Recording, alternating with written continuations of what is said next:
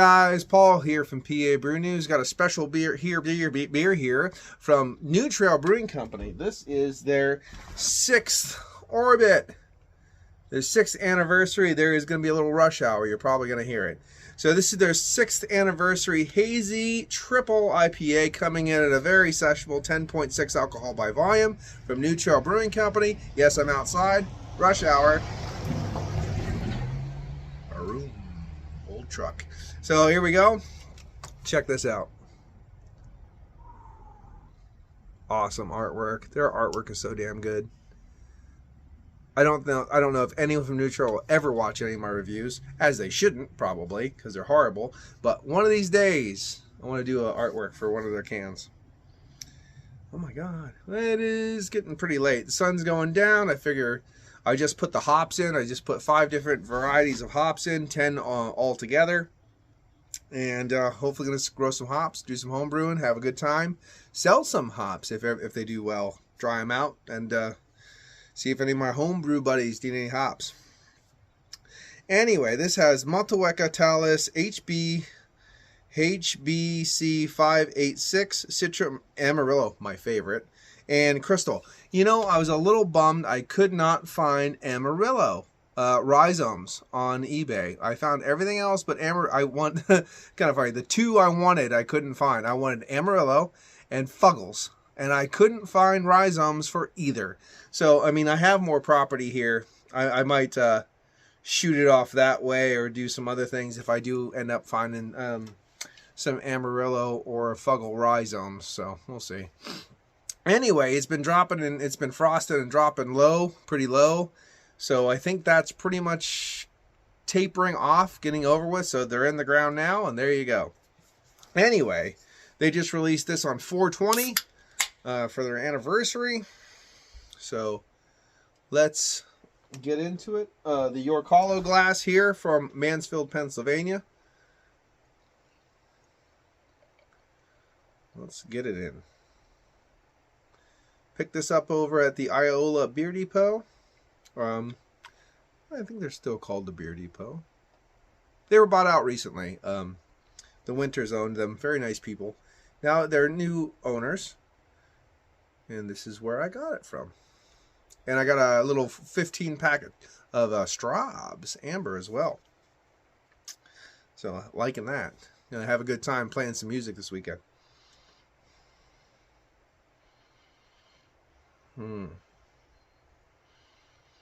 Creamy, sweet, a little bit of almost that kind of torrefied wheat oat sweetness kind of wafting through there. I almost got a hit of almost a confectionery sugar, bit of almost caramel sweetness in there as well. Definitely got a nice fleshy orange, because Amarillo is amazing. And of course then Talus, you got the little bit of that, that little bit of tangerine, that tangerine, tangello kind of a mango thing going on. Little bit of soft dankness, very subtle. But it definitely kind of has that kind of milkshake, fruit puree milkshake kind of vibe going on. But hopefully it's not too bombastic in just the overall fruit, and it doesn't taste just like juice. Maybe there's a little bit of kick in the back. We'll find out. For 10.5, we're gonna have a good time drinking it. Here we go. Cheers.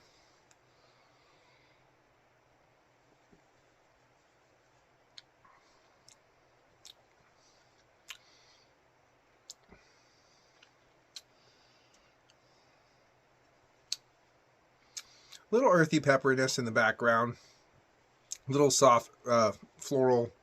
That kind of that dankness a little bit. There's a subtle hint of that resinous quality in the background, but not too bad.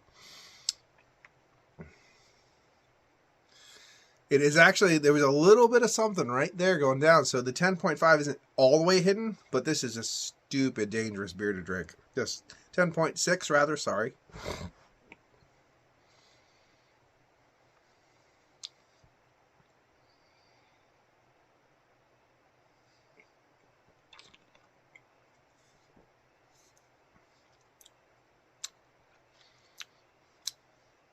Creamy, pillowy, bit thin. I would say this is on the For me, it's a pretty decent body. I would like a thicker body, honestly. I just never really had those. Of course, this isn't supposed to be a New England IPA. This is just a hazy IPA, obviously. But triple is still nice. I've just never had. Let's just talk about a regular, like those New England style IPAs and stuff like that. You always got those people like, this is so thick. This is thicker than Imperial Stouts. This is so. Yeah, where are they? I've never had one.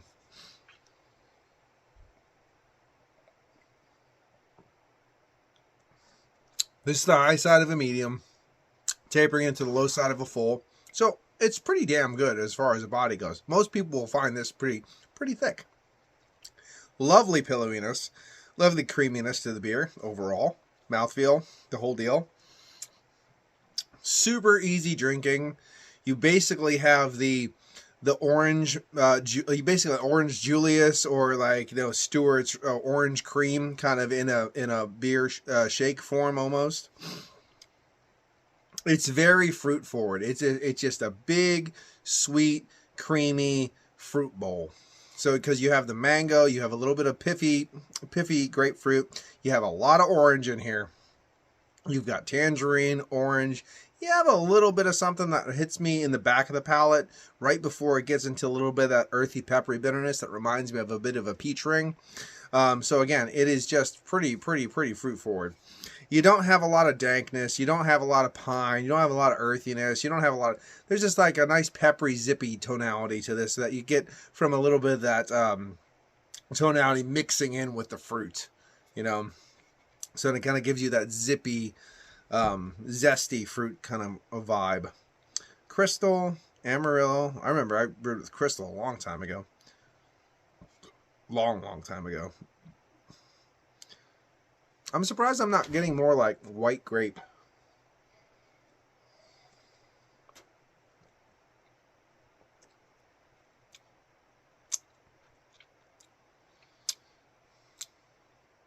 I hate I said that.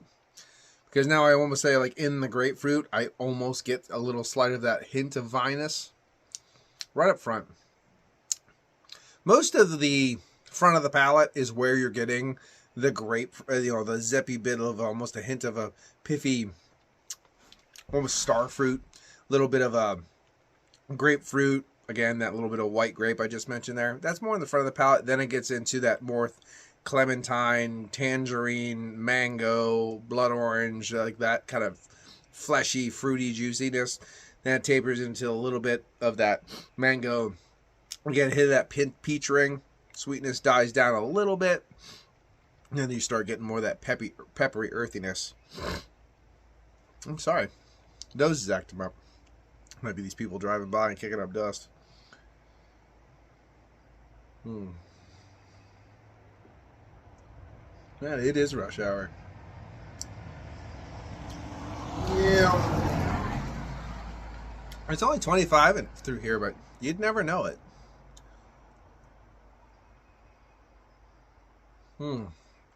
What? When I'm doing that, cantaloupe. Definitely cantaloupe coming through here. Not like the inside of a cantaloupe, almost like you're smelling the outside of a cantaloupe too. This is a good beer. It's an easy drinking, again, 10% easy drinking, 10.6% easy drinking triple IPA. I am getting out of the Haze Craze Juice Bro stuff. I am happy to try this. This is a really good beer overall. One thing is, I'm getting out of, like I said, I'm getting out of that stuff. However, being that I'm not drinking as much, especially when I take a long stint away from it, like 4 or 5, 6, I know it's long, but 4 or 5, 6 days away from it, when I do have a really good beer like this, I do appreciate it more, which is nice. But I am sinking my teeth into these old school styles. I'm a broken record. I'm a bitter old man and a broken record. These West Coasts and stuff like that, the real styles, the real bitter pine, tangerine, grapefruit. Yes. I do appreciate those quite a bit. And I'm not saying you can't be Haze Bro juice, but back it up with a nice bit of bitter back and balance it out. Make it bitey and chewy, and you're like, wow. Open your eyes up with some bitterness, you know. So, but being that it said, it's a very great anniversary beer. Congratulations to New Trail. I actually have some drink tokens that I got a while ago. I need to go up there and have some beers. They just had released a campfire, some kind of s'mores stout. They just released that. They also did a campfire double hazy IPA in collaboration with Warwick Farms. Warwick Farms, I thought, was also Windridge Winery as well. They used to just release beers under Windridge, but I think that is also what that brewing company is. Warwick Farm is also is that Winding Path? You know what? I don't know. Fuck it. I think Winding Path is Windridge, and Warwick Farms might be somebody else. So don't listen to me anymore because I made a boo-boo. Anyway, it's okay. It's all PA brews, and it's fun. It's fun to drink. It's fun to try. It's fun to go see. It's fun to talk about. So that's good. Anyway, and that's why I'm drinking this out of a PA brew in Pennsylvania in a front porch, looking at wilderness and the sun coming at with freshly planted hops. America, and fuck yeah. So that's good. I'm going to give this one a 9 out of 10. It's not blowing my doors off. It's not like, you know, oh my God, this and that. It's not getting that. It is extremely dangerous and drinkable, and I think a lot of people really, really like it. And if you don't, I think maybe the traditional styles are calling. Like big double Westies.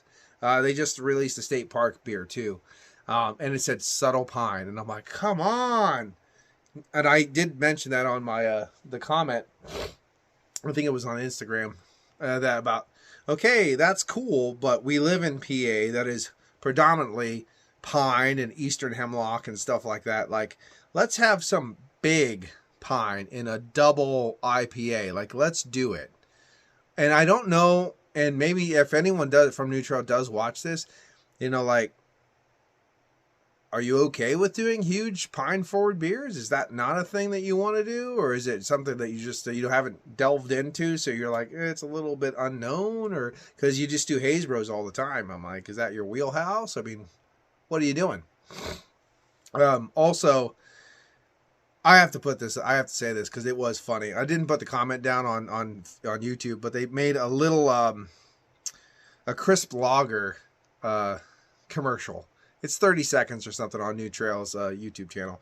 And it is hilarious. They didn't mean to, but they completely encapsulated the upper middle class wannabe country yuppie in 30 seconds. I mean, I don't think they realized that that's what they did, but that's exactly what they did.